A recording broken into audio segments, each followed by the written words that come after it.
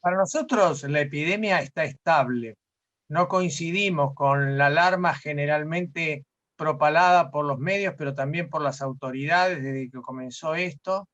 No coincidimos con la política pública, lo dijimos desde el primer momento, no es con el diario del lunes.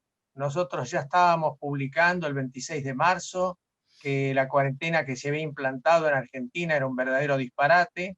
Estamos cada vez más convencidos y la historia nos viene a dar lamentablemente la razón. También decíamos que los test estaban mal aplicados. Los test estaban mal aplicados en personas sanas, en contextos no epidémicos, donde no había epidemia, en una plaza cualquiera. Eran verdaderas sin razones, y más cuando teníamos pocos test. También decíamos que los test no eran específicos, y poco a poco los distintos referentes que opinan en esto fueron diciendo que efectivamente los test tienen muchos falsos positivos, que no se puede diagnosticar un caso por un test cuando el caso no tiene síntomas ninguno, está aislado, separado de otros casos, no tiene contagios claros con ningún caso de enfermo. O sea que los test han servido para aumentar el número de casos, dándole al test la posibilidad de decir que identifica un caso, y no es cierto.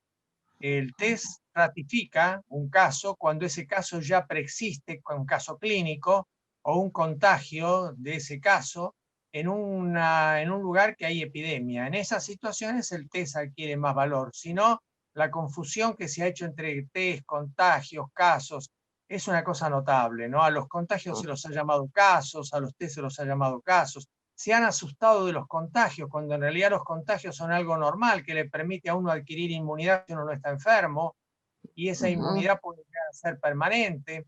O sea, ha habido una gran confusión. Ahora con las muertes también, se sumaron una vez 3.500 muertes, luego 3.000 más, que vienen de junio, que vienen de mayo, que vienen de agosto.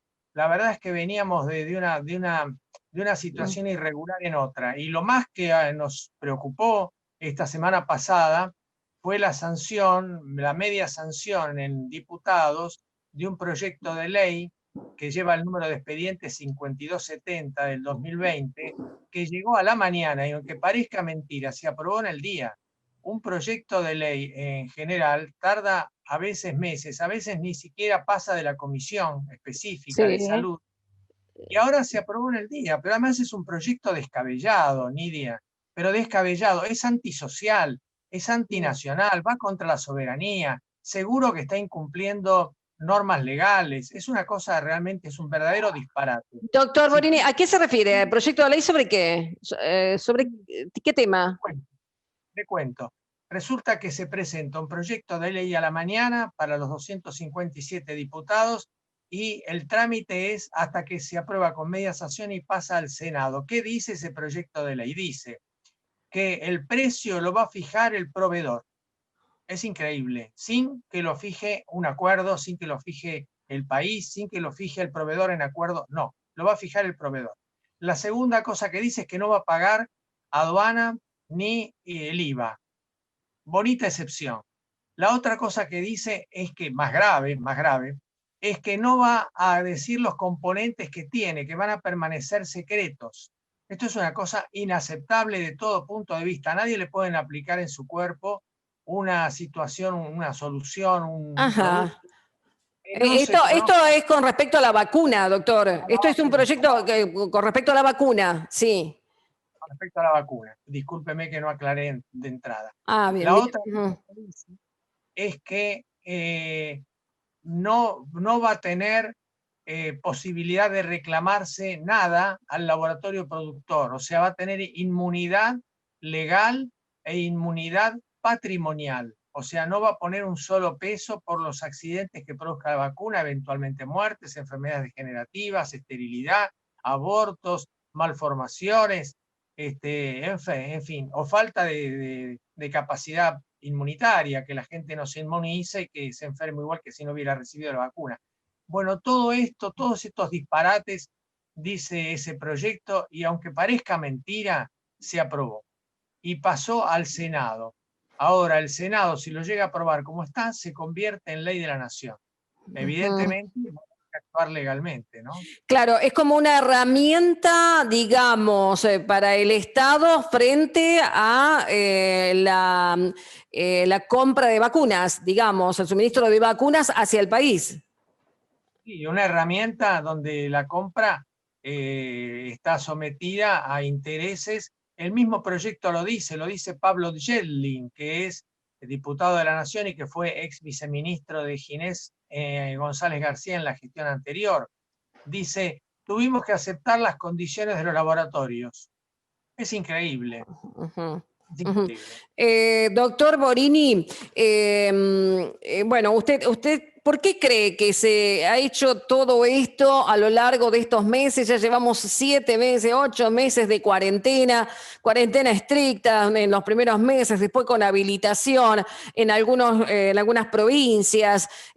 Cuando se pensaba que el virus ya no iba a llegar, comenzaron a explotar distintas ciudades del interior del país que están indefensas en lo que se refiere al sistema sanitario, ¿no? ¿Por qué cree que se ha hecho este manejo de la pandemia en Argentina?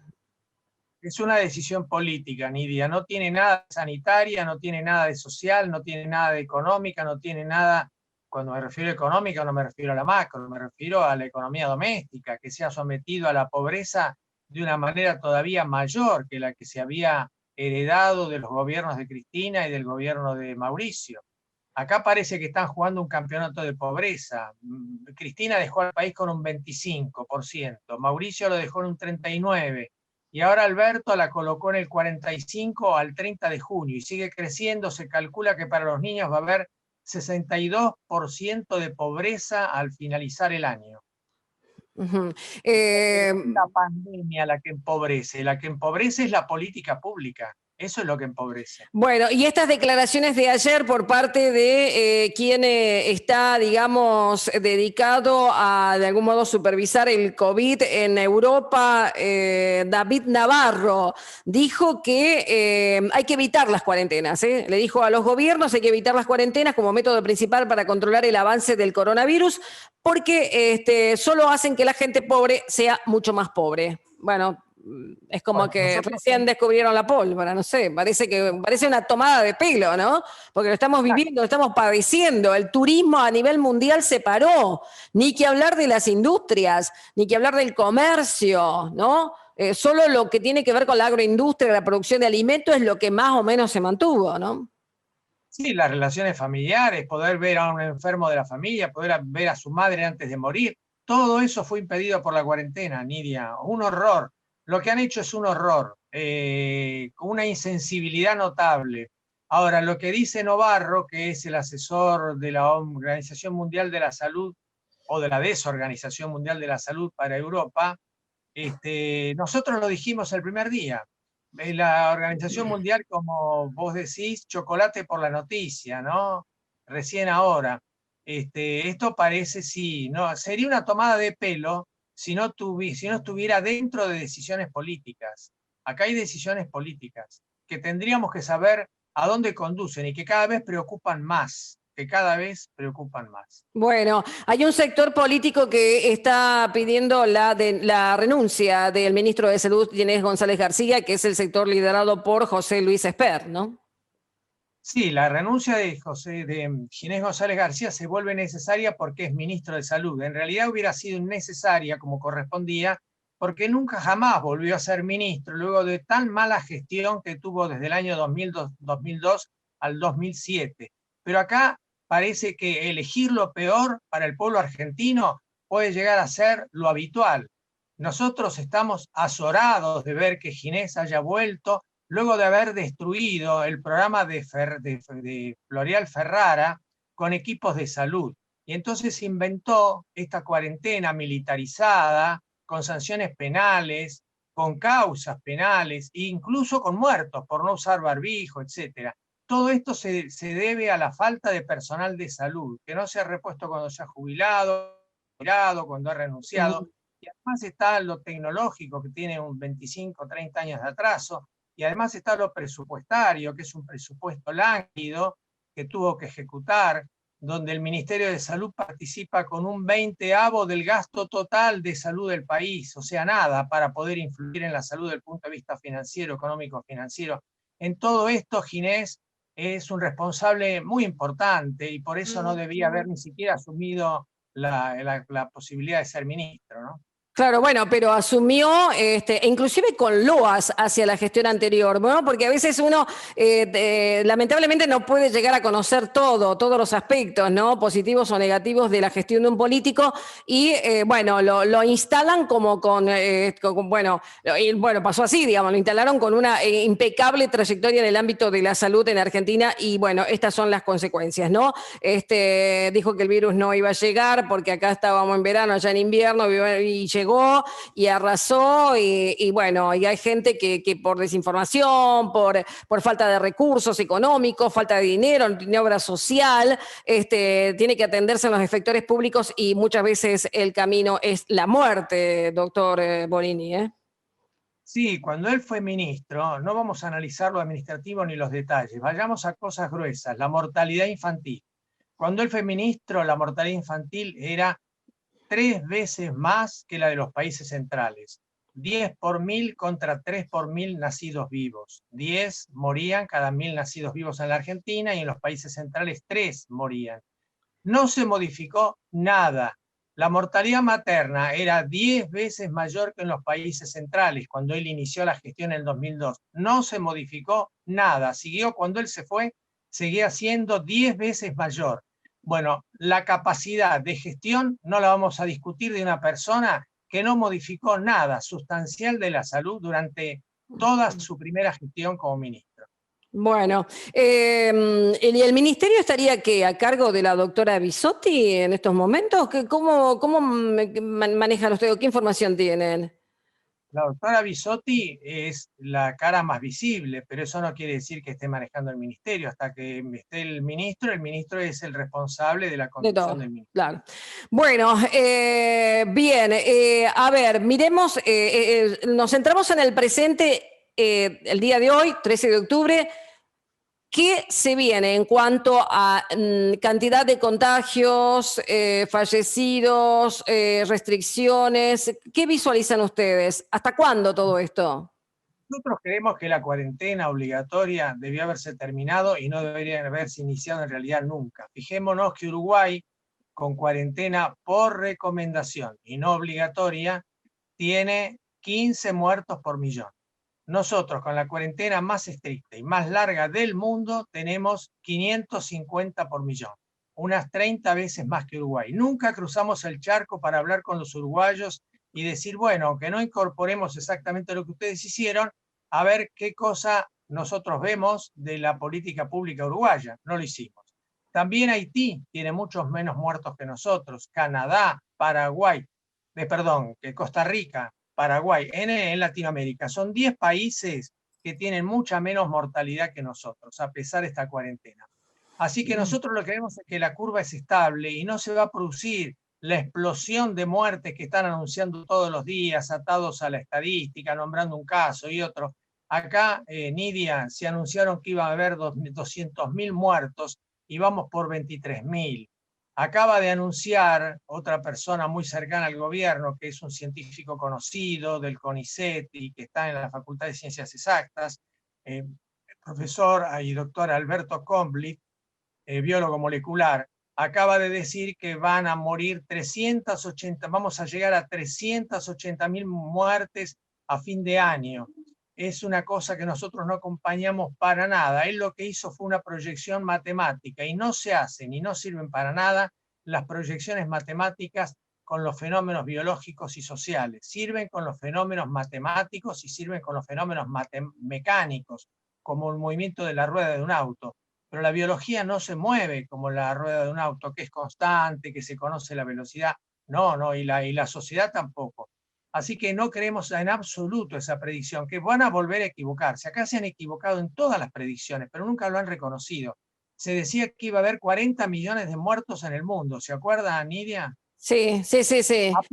Apenas estamos en más de 1 millón. Nunca dijeron nos equivocamos. Nunca dijeron tenemos que modificar las políticas públicas en los países. Siguen en España y en un montón de lugares con casos, con contagios. Nosotros a los contagios no les tememos. Si los contagios son entre personas sanas, antes de los 65 años, la mayoría de la gente no se enferma, no se enferma gravemente, y cuando se enferma es una enfermedad leve, salvo que tenga una enfermedad grave previa como hipertensión, diabetes grave, etc. Si no, no se enferma gravemente y sobrevive perfectamente inmunizado.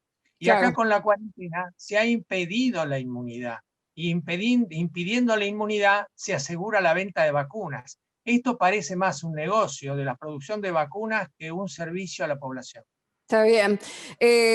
Bueno, pero también ha habido casos, y ¿qué responden ustedes, no? De jóvenes que no tenían enfermedades preexistentes y que fallecieron. Siempre hay excepciones, no es lo común. Siempre. Nosotros teníamos 35.000 muertos de gripe por año, Nidia.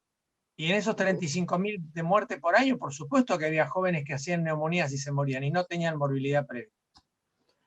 Bueno, doctor Borini, le agradecemos mucho su gentileza por dialogar con nosotros. Doctor Mario Borini, médico epidemiólogo, crítico a cómo se ha manejado la situación de la pandemia, el avance del COVID en la República Argentina y consultándole por las expectativas, porque queremos saber hasta cuándo, ¿no? Hasta cuándo. Esta proyección que se había hecho, ¿no? La verdad que causó mucho impacto, porque dice 380.000 personas van a fallecer por COVID en Argentina a fin de año, Dios mío, ¿no? Y como usted dice, apenas llevamos 23.000, ¿no? Hasta ahora, ¿no? Así que hay que seguir informándose informándose muy bien al respecto para poder estar evaluando. Lo que muchas veces nos llama la atención, doctor, es que no se habla mucho acerca de cómo la persona puede mantener su sistema inmunológico alto, ¿no? Que logre obtener las defensas para contrarrestar este virus como cualquier otro, ¿no? Sí. Bueno, con una vida normal, no teniendo más de 65 años, con una vida normal, tomando vida deportiva, manteniendo sus relaciones sociales, manteniendo sus relaciones familiares, manteniendo sus proyectos de vida. ¿Qué hicieron? Como proyecto de vida, sobrevivir a la pandemia, Nidia. A nosotros nos dieron una bolita de vidrio y se quedaron con la bolita de oro, que la bolita de oro era vivir la vida. Y acá nos han dicho que lo mejor que nos podía pasar era que cuando se terminara la pandemia estamos vivos. Entonces estamos esperando que termine la pandemia y digamos, ay, he llegado vivo. ¿Y qué pasó en tu vida durante este año? Perdí un año de vida. Nos han entregado una bolita de vidrio.